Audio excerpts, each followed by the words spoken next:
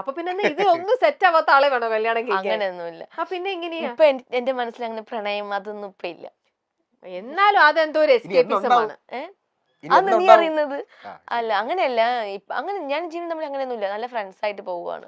പിന്നെ അത് അസൂയപ്പെടുന്ന കുറച്ച് പേര് കാണും, അവരൊക്കെയാണ് ഇങ്ങനെ ഉണ്ടാക്കി പറയുന്നത്.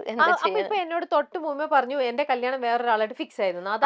അത് ആൾക്കാർ എന്നെ ഉണ്ടാക്കി പറയുന്നതാ, ഓ തങ്കച്ചേട്ടനായിട്ട്. പിന്നെ വേറെ ആരൊക്കെയാണ്, ഒത്തിരി പേര്, പറയാൻ പാടില്ലാത്ത ഒത്തിരി പേര്.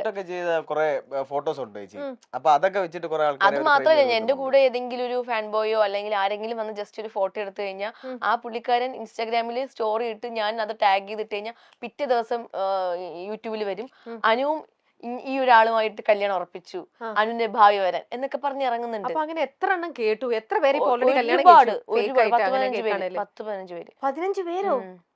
എന്റെ അമ്മേ. അതുകൊണ്ട് ഞാൻ പിന്നെ അതൊന്നും മൈൻഡ് ചെയ്തില്ല. അപ്പൊ ജീവനാണെങ്കിൽ ഇങ്ങനെ എത്ര പേരുടെ കെട്ടിന്നുള്ള ഇത് കിട്ടിയിട്ടുണ്ട്? ഒത്തിരി പേര്. ആണല്ലേ? ഷോർട്ട് ഫിലിംസും ഈ ഫോട്ടോഷൂട്ടൊക്കെ ചെയ്യുമ്പോ അങ്ങനെ വരും. പക്ഷെ ഇതിപ്പോ സത്യമായിട്ടും നിങ്ങളിപ്പം ഒരുമിക്കാൻ കൂട്ടാക്കുന്നില്ല?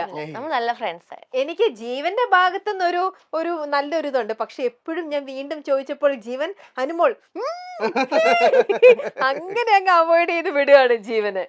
പറയടാ, അങ്ങനൊന്നും ഇല്ല, അതല്ലേ പറഞ്ഞോണ്ടിരിക്കുന്നത്, അങ്ങനൊന്നും ഇല്ല. ശരി, എന്നാ അങ്ങനെയൊന്നും ഇല്ലെങ്കിൽ അങ്ങനെയൊന്നും ഇല്ല, പോട്ടെ. അപ്പൊ ഞാൻ വിചാരിച്ചു ശരിക്കും ഇപ്പൊ കല്യാണം നിങ്ങളുടെ ഡേറ്റ് തീരുമാനിച്ചു എന്നാട്ടോ വിചാരിച്ചു. ഡേറ്റ് ഇങ്ങനെ നവംബർ 24-25 കല്യാണം എന്നുള്ളത് അങ്ങനെ പറഞ്ഞിട്ടുണ്ട്. അതിൽ നിന്നാണ് ഒരുപാട് ഇതായത്. കാരണം ഞാൻ ഐശ്വര്യ രാജീവ് പുള്ളിക്കാരുടെ കല്യാണത്തിന് പോയിട്ടുണ്ടായിരുന്നു. ഇപ്പൊ കഴിഞ്ഞ മാസമായിരുന്നു കല്യാണം. ആ ടൈമില് ഞാനും ഷിയാസിക്ക, ആതിര മാധവൻ കൂടെ റിസപ്ഷൻ കഴിഞ്ഞ് ഇറങ്ങിയ സമയത്ത് മീഡിയക്കാർ ചോദിച്ചു എപ്പോഴാ കല്യാണം എന്ന് ചോദിച്ചു. അനുവിനെ കല്യാണം കഴിപ്പിച്ച് വിടുന്നില്ലേ എന്ന് ചോദിച്ചു. അപ്പൊ ഷിയാസിക്ക പറഞ്ഞു അനുവിന്റെ കല്യാണം ഉടനെ ഉണ്ട്, നവംബർ 24-25 എന്ന് പറഞ്ഞു. അപ്പം ഞാൻ പെട്ടെന്ന് ശരി അങ്ങനെ തന്നെ ഇരിക്കട്ടെ. പിന്നെ ചോദിക്കത്തില്ലല്ലോ മീഡിയക്കാർ, എവിടെ ഇനാഗുറേഷന് പോയാലും ഏതെങ്കിലും ഒരു പ്രോഗ്രാമിന് പോയാലും ഏതെങ്കിലും ഫംഗ്ഷൻ എന്ത് പോയാലും മീഡിയക്കാർ ആദ്യം ഒന്ന് ചോദിക്കുന്നത് എന്നാ അനുവിന്റെ കല്യാണം, എന്നാ അനുവിന്റെ കല്യാണം, എന്നാ അനുവിന്റെ കല്യാണം. ഇവരൊന്നും ചോദിക്കില്ല, പുതിയ പ്രോജക്റ്റിനെ പറ്റി ചോദിക്കില്ല, ഒന്നിനെ പറ്റിയും ചോദിക്കില്ല. കല്യാണം ഇതിനൊക്കെ കല്യാണത്തിന് ഇത്രയും വലിയ പ്രസക്തി ഉണ്ടോ എന്ന് ഞാൻ ഇങ്ങനെ ആലോചിക്കുക.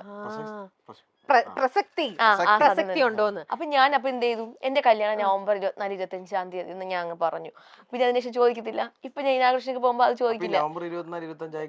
കഴിയുമ്പോ അന്നൊരാളുടെ കല്യാണം ഉണ്ട്. ആരുടെ? എന്റെയോ? എന്റെ കല്യാണം നീ അറിയത്തില്ലേ? അന്ന് ഒരു ആർട്ടിസ്റ്റിന്റെ കല്യാണം ഉണ്ട്. അത് ഞാൻ എന്താ പറയാ പുറത്തു വിട്ടിട്ടില്ല. അനു വിവാഹത്തിന്റെ തലേദിവസം മാത്രമാണ് തന്റെ വിവാഹമാണ് നാളെ എന്ന് തുറന്നു പറഞ്ഞത്. അതും അനുമോൾ എവിടെ വെച്ചാണ് വിവാഹം, ആരെയാണ് വിവാഹം കഴിക്കുന്നത് എന്നൊന്നും വ്യക്തമാക്കിയിട്ടിരുന്നില്ല.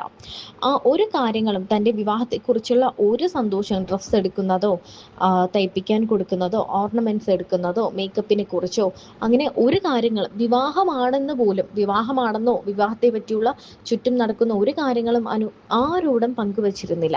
അതുപോലെ തന്നെ അനുവിന്റെ ഒപ്പമുള്ളവരും ഈ വിവരങ്ങളൊന്നും തന്നെ പുറത്തു വിട്ടിരുന്നില്ല. എന്നാൽ വരൻ ഭുവനേശ്വർ ആണെന്ന് ഏതാനും ദിവസങ്ങൾക്ക് മുൻപ് ആരാധകർ എങ്ങനെയോ മണത്തറിഞ്ഞിരുന്നു. എന്താണെങ്കിലും കല്യാണം താൻ പുറത്തു പറയാത്തതിന് കാരണം തന്നെ പലർക്കും ഇഷ്ടമില്ല എന്നും അങ്ങനെയുള്ള സന്തോഷ കാര്യങ്ങളൊക്കെ പറഞ്ഞാൽ തനിക്ക് ഇവളായി വരും എന്നുള്ളൊരു വിശ്വാസം അനുവിനുണ്ട്. അതുകൊണ്ട് തന്നെയാണ് പുറത്തു പറയാത്തതെന്നും, വിവാഹം തന്റെ സന്തോഷമാണ്, തന്റെ സ്വകാര്യമായൊരു സന്തോഷമാണ് വിവാഹം, അത് നശിപ്പിക്കാൻ തന്നെ ഇഷ്ടമില്ലാത്തവർ ശ്രമിക്കും. ഇഷ്ടമില്ലാത്തവർ ശ്രമിക്കുന്നത് കൊണ്ടാണ് താൻ ഒരു കാര്യം പുറത്ത് പറയാത്തത്. തന്നെ ഇഷ്ടമുള്ളവർക്കും തന്നെ സ്നേഹിക്കുന്നവർക്കും വേണ്ടി കാര്യങ്ങളെല്ലാം ഇനി പങ്കുവെക്കുമെന്നും അനു പറയുന്നുണ്ട്. വിവാഹത്തെക്കുറിച്ചുള്ള ഒരു സൂചനകളും അനു പുറത്തു വിട്ടിരുന്നില്ല.